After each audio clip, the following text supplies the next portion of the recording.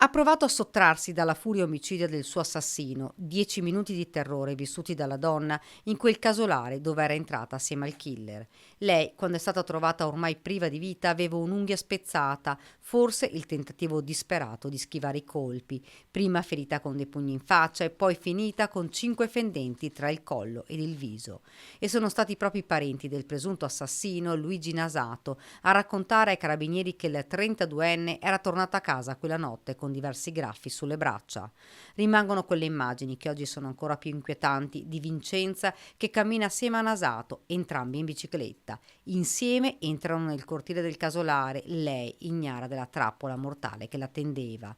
Poi da quel posto esce solo lui, in sella alla sua bici. La due ruote della vittima rimane lì poco distante dal corpo, così come fu trovata anche la borsetta della donna. La bici di Nasato è stata poi sequestrata dai militari dell'Arma qualche giorno dopo, quando, grazie alle telecamere, il 32enne è stato identificato. Poi le indagini del nucleo investigativo dei carabinieri che hanno ricostruito passo per passo il percorso non solo della donna, ma anche quella di Nasato. Come in un film dell'orrore, i due parlano tranquillamente, l'uomo con un pretesto convince la donna a seguirlo e poi la follia omicida.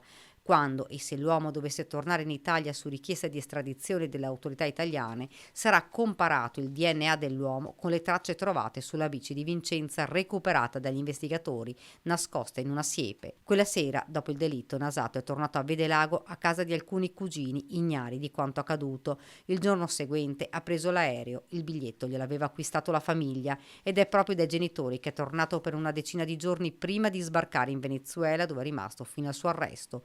Ora si trova in stato di fermo in un carcere del paese sudamericano. L'uomo è accusato di omicidio volontario aggravato da futili motivi, ma non è escluso che possa essere contestata anche la premeditazione. Nasato rischia l'ergastolo.